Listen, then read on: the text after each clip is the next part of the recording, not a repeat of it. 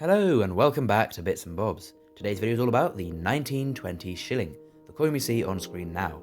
First I'll talk to you about the design of the coin and then move on to the facts and figures. So here is the reverse design and features a lion crowned on top of a crown.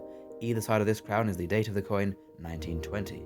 This design is then surrounded by a nice little lined border which separates the text around the edge.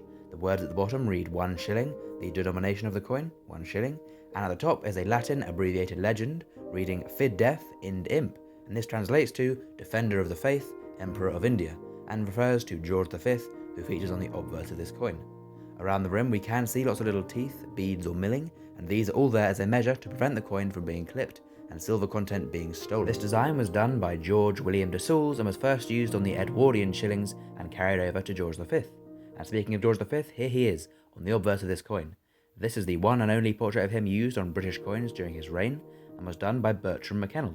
The initials BM for Bertram McKennell can be seen on the truncation of the king's neck. The king is facing to the left, uncrowned with no laureate. The legend around him reads Georgivus V. Digra Brit Om Rex, once again in abbreviated Latin, and this time translating to George V, by the grace of God, King of all the Britons, the rest of his titles as monarch. And you can see around the rim also there's more teeth, beads or milling. This is there to prevent clipping again, as is the milling around the edge, or the reeded edge as some call it.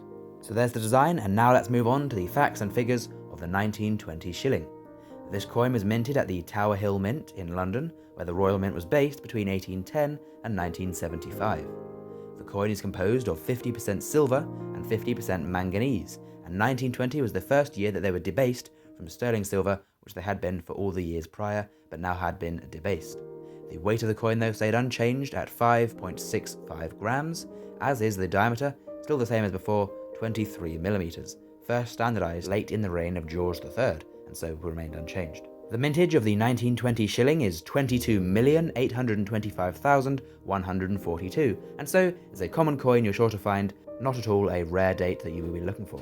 The shilling is a 12 pence coin, which is of course 1 shilling, and that is 1/20th of a pound sterling, so 20 shillings to the pound and 12 pence to the shilling in pre-decimal times. And back in 1920 when the coin was made, 1 shilling was equal to £2.86 today. So 12 pence might not buy much today, but back in the day, a 12 pence coin or a shilling had a fairly large buying power.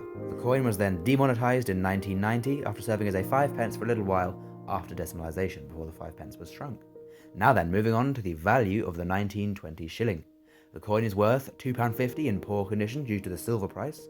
The fine condition ones sell for around £7, in extremely fine £50, and in uncirculated grade with no wear, marks or damage, £125. So a nice big price range there from people looking to get a good deal on silver or an uncirculated George V coin from over a century ago.